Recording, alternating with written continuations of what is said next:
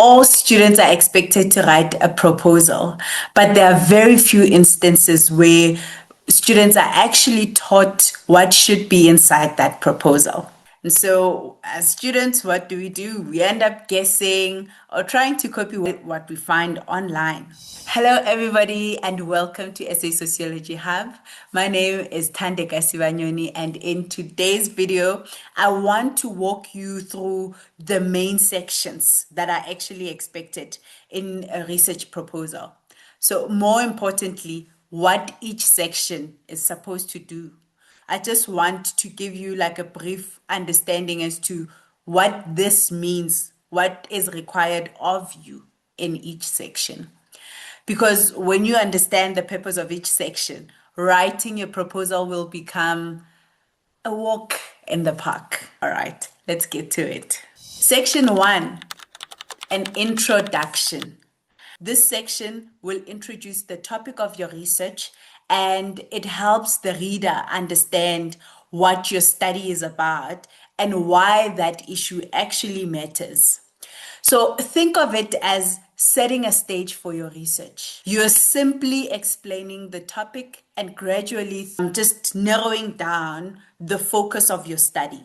So just introduce briefly. There's a gap. Literature has found this. There's a gap here. And so in this research or in this proposal, we're going to explore simple, you're done. We're like, okay, we know what to expect, right? The second section will be building on from the proposal. How do we know where to go?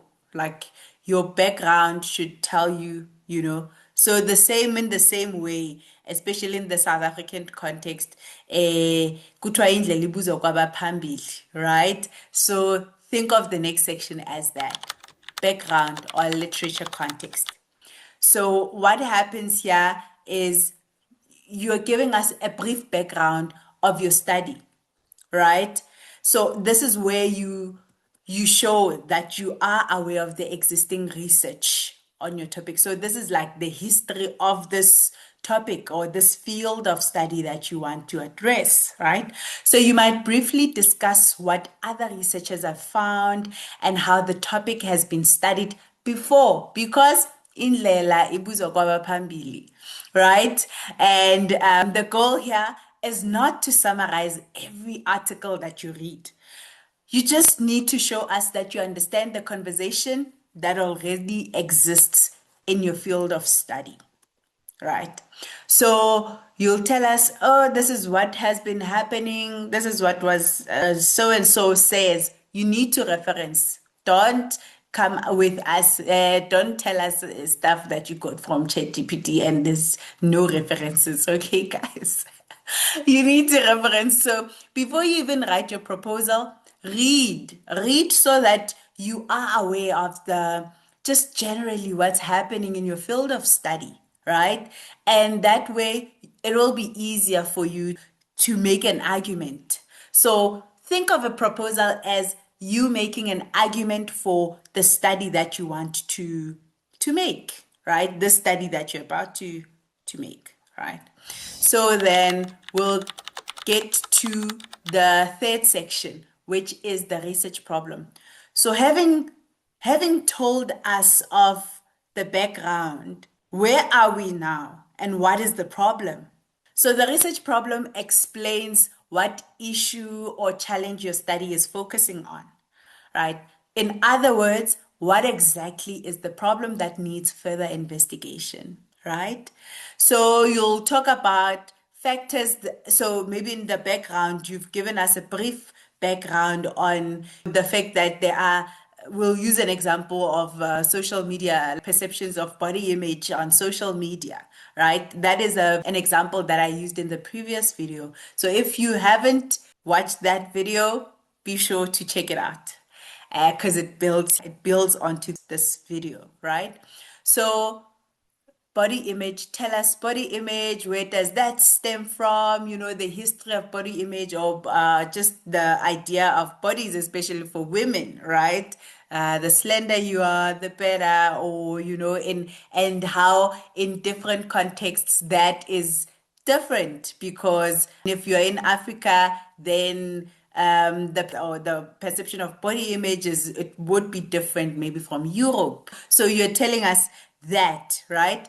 And maybe that it depends on the social media platform or whatever. That is the problem, and that it has not been explored a lot. It has not been explored a lot in Africa or in South Africa, right? So, in other words, you are telling us what exactly is the problem that needs further investigation.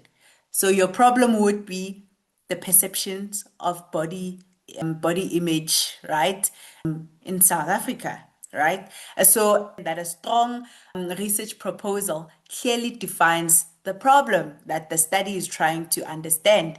And as I've said in the previous video, you have be telling us that there's A and there's C, but there's no B. So in your proposal, you're showing us that there is a gap and this gap is a B. So you want to solve for B. Okay. And that will lead us into the next section, which is the research gap. This is one of the most important parts of the proposal, because if that does not really get your of the study, then they're just like, this is too vague, this is too broad. What are you saying exactly? Right? And then they'll make you change a topic and do something else. So you need to make sure that you are able to be critical about the studies. Don't just regurgitate literature and the things that you find, right? You need to be able to dissect literature and tell us, okay, there's a gap here. There's some supporting this. I don't think I can support this fully, right? But we'll get to that in the literature review stage. So the research gap explains the previous research has not fully addressed. So as I've said, the studies around body image has been done. However, it has not been done in maybe on Instagram, the specific one, right? And it has not been done in Johannesburg, or fully explored in Johannesburg among university students, right? So maybe a certain group has not been studied enough, maybe the issue has not been explored in another country, but it has been explored in another country, but not your context. Or maybe there are questions that remain unanswered. That's where you will be coming in. So your research gap will be showing us why your study is necessary. Having had the gap, you cannot be solving for something if there's no question to it, right? And so this brings us to section 5 of your research. That's the research question. Once the gap is clear, you can now present your research question. And the research question guides the entire study, right? And it should be clear, it should be focused, directly connected to the problem and the gap you are in. So think of the research question as the central question your study is trying to answer. What are the perceptions of body image among the university female students in Johannesburg, or a perception on Instagram in Johannesburg? I'm just trying to think about it. That question is not just something that's going to be left on your proposal. You need to guide the entire study. It's also going to guide the methodology. So how you're going to go about compiling the data, or, putting together the data. So having that question, it's also going to lead you to your research objectives, which is your section 6, right? So the research objectives will break the research question into smaller steps. They will explain what you will do in order to answer that research question. For example, your objectives might include exploring experiences or analyzing patterns. Okay, what are the perceptions? What would be the factors that affect body image? What are the does gender apply? I mean, of already you've sectioned it according to gender. So let's not put gender because then we're not what we're looking for, you know. But you will be looking at status, identity, maybe, you know, is there how women identify themselves? Does that how they identify themselves affect how they perceive others, you know, on Instagram? Is it a matter of socioeconomic status, or, you know, so you're bringing up those objectives that are maybe sort of like a hypothesis. You want to answer maybe five things in your research, or three things, three objectives, right? So you don't just want to go all nilly-willy, but you want to make sure that your questions are, the objectives are clear and they're direct, right? Okay, cool. And having said that, you are now telling us this is how I will be breaking down my research. So, how are you going to get that information? That's where the next section comes up. So, your methodology. You will briefly explain how you will conduct your research. So, methodology, the method of collection, data collection. So, as I've said, your research question will guide how you collect how you conduct your research. So, if you're speaking to experiences, what are the experiences of women and their perceptions of how they have been perceived by others on social media, then that is a qualitative research approach. But what are the body reflections, or what are women perceive others? You could do a mixed method. You could be a quantitative or qualitative research approach. You know, that way you are not just, you'll see, okay, do I need a questionnaire, and maybe I'll need interviews as well.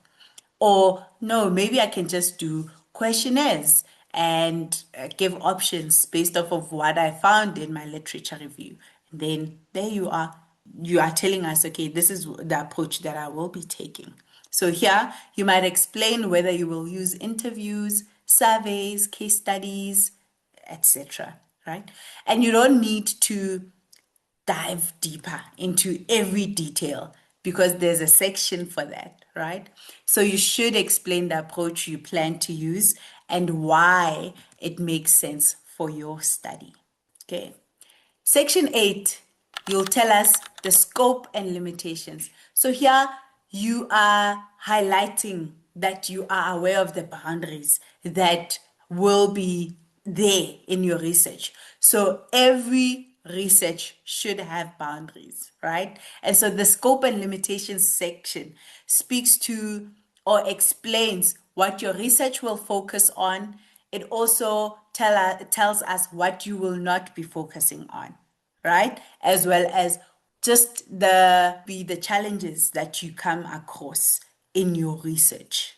So, for example, you might focus on a particular community. You'll tell us you're focusing on young female students between the ages of so and so at university in Johannesburg. So these are the limit. You are limiting your, and then you'll tell us, acknowledge, you know, that your study cannot cover everything because there's time constraints, there's budget constraints, there's, you know, so make us aware that, okay, I'm not just ambitious here. I am aware of the things that will make my study successful and things that could make it difficult for me to attain my study. You will have to attain the study. You just need to make us aware that this is what could lead to maybe some challenges that could come up, you know. So this tells us that you're realistic about what your research can achieve. All right. Then we'll move on to the next section, which is the significance of the study. Here, you will explain to us why you think this research matters. You know, what contribution will your study make, not only on your degree, but to contribute to society? because this could be a contribution to academic knowledge, but it could also help us better understand social issues. So research should not only stay within universities. I do not believe that research should stay only in universities.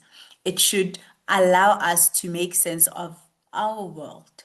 And so tell us why you think your study matters, okay? So that's it for today.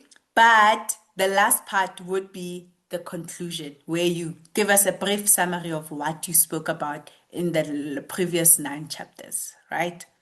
So if you're currently working on your research proposal, remember that each section has a purpose.